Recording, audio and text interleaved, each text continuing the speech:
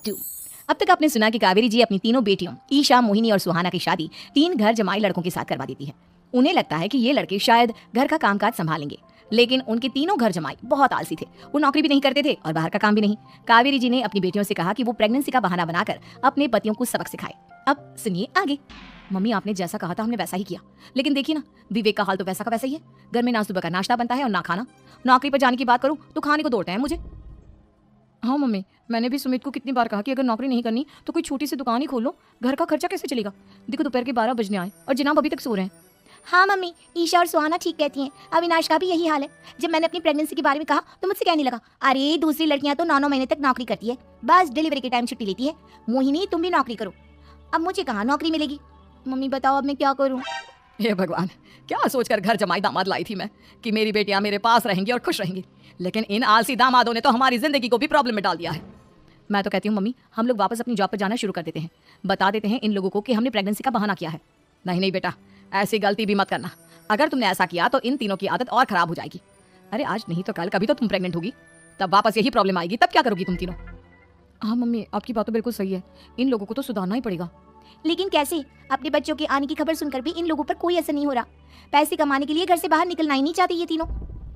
अब मेरे दिमाग में एक प्लान आया है। तुम तीनों चिंता मत करो, उन तीनों को बुलाओ, फिर मैं बात करती हूँ।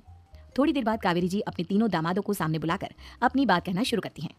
अविनाश, सुमित और विवेक, देखो बेटा, मैं ना तुम तीनों से बड़ा प्यार करती हूँ, इसीलिए तो तुम्हें घर जमाई बना कर रखा है मैंने। अरे मम्मी जी, सीधे सीधे कहिए ना, क्या बात है? प्यार तो हम भी आपको बहुत करते हैं। अरे मम्मी जी, आपकी इज्जत भी बहुत करते हैं। अरे भैया, आपकी जैसी सास और कमाने वाली बीवी सबको मिलती है क्या? हाँ मम्मी, विवेक और सुमित ठीक कह रहे हैं। आपकी बेटी से शादी करके मेरी तो जिंदगी ही अच्छी हो गई है। जानती हूँ मैं, और ये भी जानती हूँ कि तुम तीनों अपनी अपनी बीवियों से बहुत प्यार करते हो।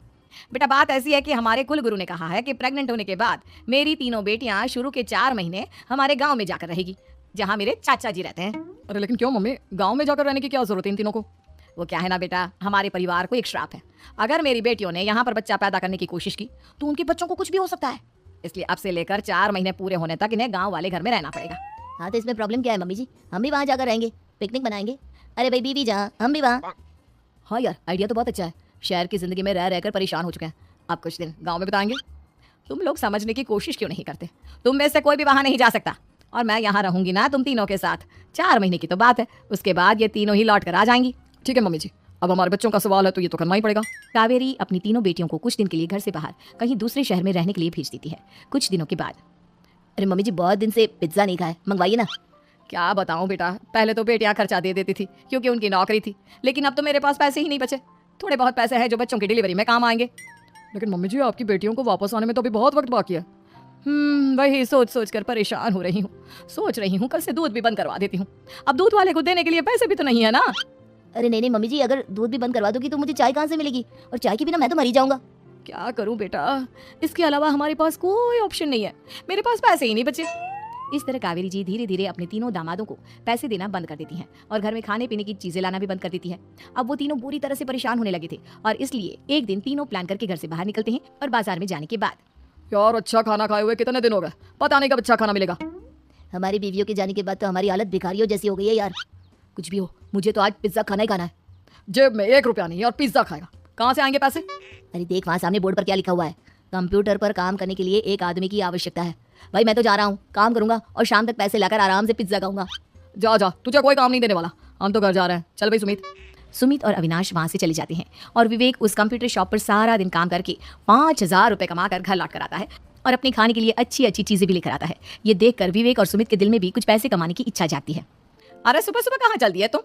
मम्मी जी, एक बहुत अच्छी जगह मिली है। कंप्यूटर पर काम करने के 5000 मिले थे कल मुझे। अगर रोज काम करूंगा तो पूरे 40,000 की तनख्वाह। अरे वाह, ये तो बहुत अच्छी बात है दामाद जी, आपको जाना ही चाहिए। सुमित और अविनाश विवेक को इस तरह तरक्की करते देखकर परेशान हो जाते हैं और वो दोनों भी काम की तलाश में निकल पड़ते हैं। धीरे धीरे उन दोनों को भी काम मिल जाता है। अब कावेरी के तीनों दामाद छोटी मोटी नौकरी करके अच्छा पैसा कमाने लगे थे। एक दिन कावेरी उन्हें अपने पास बुलाती है। अरे वाह, विवेक 40,000 कमा लेता है, अविनाश 60,000 और सुमित तुम भी 40,000 के आसपास कमा ही लेते हो। कुल मिलाकर तुम अच्छे खासे पैसे कमा रहे हो बेटा। हाँ मम्मी जी, बहुत मजा आता है जब महीने के एंड में मोटी रकम हाथ में आती है।